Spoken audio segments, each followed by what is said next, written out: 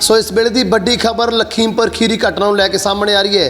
दस दिए कि कल लखीमपुर खीरी के विच एक बड़ी घटना हुई सी, जिथे केंद्रीय राज मंत्री अजय मिश्रा ते उन्हां दे बेटे आशीष मिश्रा दे वल्लों कल कुछ किसानां नूं दरड़ के मार दिता गया सी, जदों कि वह विरोध करने लई उत्थे इकट्ठे हुए सन। लेकिन शांतमई विरोध करन तो बाद जदों वापस जा रहे सन तां अजय मिश्रा ते उन्हां दे बेटे दे वल्लों खास तौर ते उन्हां दे बेटे दे वल्लों इन्हां किसानां नूं दरड़ के मार दिता गया सी, जिन्हां दे विच 4 किसानां दे नाल 8 लोकां दी मौत हो चुकी सी। सो रेड़का वाधा होया सी, पूरी राजनीति गरमा चुकी सी लखीमपुर खीरी दी इस घटना नूं लैके।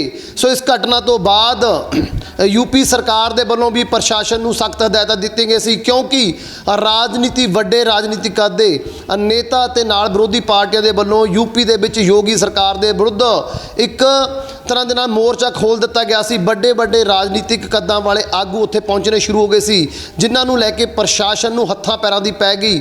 लेकिन उपरों सख्त ऑर्डर होने के कारण योगी सरकार दीआं सख्त हदायतां दे कारण इन्हां राजनीतिक आगूआं नूं मौके तो ही गिरफ्तार कर लिया गया सी। जो जिथे आगू मिले उन्होंने उत्थों गिरफ्तार कर लिया गया। सब तो पहला प्रियंका गांधी की गल करिए, जो कि इन्हां किसानां दे हक दे विच हां दा नारा मारन दे लई ते उन्हां मृतकां दे हक दे विच हां दा नारा मारन दे लई उत्थे पहुंच रहे सी, लेकिन उन्हां नूं रस्ते विच ही गिरफ्तार कर लिया गया। सो इस बड़ी खबर दे उपर प्रतिक्रम दिंदे हुए राहुल गांधी वालों भी बड़े ट्वीट किए गए सी। उन्होंने प्रियंका गांधी की हौसला अफजाई करते हुए कहा सी कि सानू माण है कि तुसी जो भी करोगे, जो समय के उपर फैसले लोगे सही लोगे। सो राजनीतिक गलियारां दे विच बड़ी चर्चा अज सवेर तो फिर सी, क्योंकि किसानां दा जमघट उत्थे लगना शुरू हो गया सी।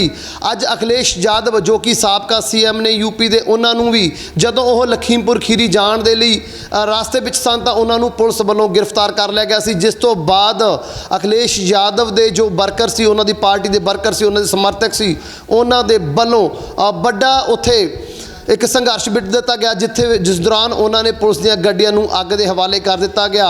सो बड़ा प्रोटेस्ट यूपी दे विच छिड़िया होया है, जिस नूं लैके सवेर तो बड़ियां क्यास रहियां सी। एक मीटिंग ही प्रशासन अते 12 किसान जथेबंदियां दे नाल राकेश टकैत दे विच एक मीटिंग भी चल रही सी, जो लंबे टाइम तो बाद ये मीटिंग चली, लंबा समा ये मीटिंग चली। मीटिंग दे विच 12 किसान जथेबंदियां अते राकेश टकैत दे वल्लों प्रशासन दे सामने ये मंग रखी गई सी।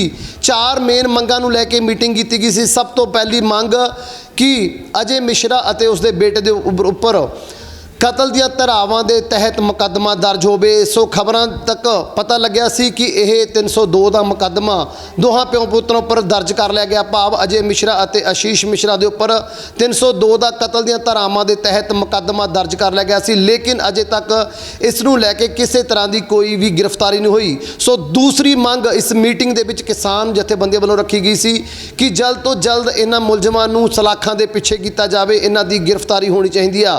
तीसरी बड़ी मंग जो कि प्रशासन नूं लैके सामने रखी गई सी, वो ये सी कि जिन्ने भी मृतक ने, जो उन्हां दी मौत गड्डी दे थल्ले कुचलण नाल हुई है, उन्हां नूं 1-1 करोड़ रुपए का मुआवजा दिता जावे। सो दस दिए कि प्रशासन के वल्लों DM अते SSP पेश होए सन, जदों कि किसान जथेबंदियां 12 किसान जथेबंदियां दे बड़े आगू ते नाल राकेश टकैत पुजे सन। तो दूसरी चौथी मंग की गल करिए, चौथी मंग सी कि जिन्ने भी इस कुचलन दे विच 4 जो आगू किसान आगू मरे सी जां किसानां दी डैथ हुई सी, उन्हां दे परिजनां नूं एक सरकारी नौकरी दिती जाए। सो हुण उस समय लखीमपुरी खीरी दे नाल जुड़ी हुई बड़ी खबर सामने आ रही है। सो प्रशासन अते किसानां दे विच सहमति बनने दे आसार सी, जो सवेर तो वो बन चुके ने, भाव किसानां अते प्रशासन दे विच सहमति बन चुकी है। सहमति इन्हां गल्लां नूं लैके बनी है कि 8 दिनों के विच मुलजमां नूं गिरफ्तार कर लिया जाएगा। बड़ी खबर लखीमपुर खीरी तो ते लखीमपुर खीरी दे विच चल रही किसान जथेबंदियां दी मीटिंग अते प्रशासन की जो मीटिंग चल रही सी, उस तो बाहर मीटिंग खत्म होने तो बाद वड्डी खबर सामने आई है। एक ब्रेकिंग न्यूज़ आई है कि सहमति बनती हुई नज़र आई है, सहमति बन चुकी है। इन्हां मंगां नूं लैके जो मंगां किसान जथेबंदियां राकेश टकैत वालों प्रशासन के सामने रखियां गईयां सी, उन्हां दे विच पहली सहमति ये बनी है कि 8 दिनों के विच मुलजमां नूं गिरफ्तार कर लिया जाएगा।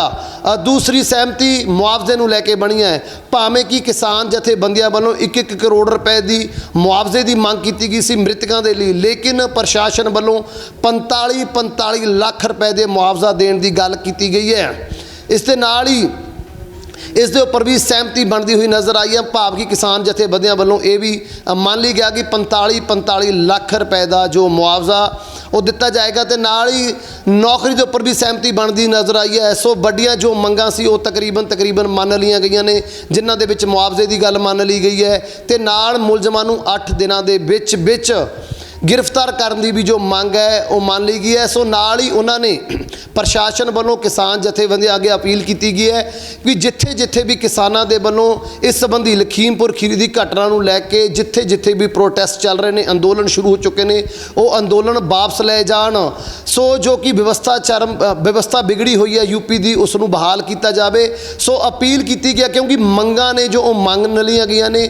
सो हुण प्रशासन के वालों किसान आगूआं नूं रकेश कैत नूं ते जथेबंदियां नूं अपील की भी गई है भी जदों तुहाडीआं मंगां मन लईआं गईआं हन, जो अंदोलन लखीमपुर खीरी की घटना नूं लैके लए गए सन, जो अंदोलन लगे सन, प्रोटेस्ट किसानां वालों चले सन, उन्हां नूं वापस लिया जाए। कि आउण वाले समय दे विच इह प्रोटेस्ट वापस लिया जाएगा जां फिर अजे जदों तक इस भी जो आगू ने जो बीजेपी के बड़े आगू ने जिन्हों के उपर इस घटना को लैके इल्ज़ाम लगे ने, भावें कि FIR दर्ज हो चुकी है, उन्हों की गिरफ्तारी तक ये अंदोलन चलते रहणगे। सो इन्हां सारियां खबरों की अपडेट के लिए तुसीं बने रहो विनिंग पंजाब दे नाल।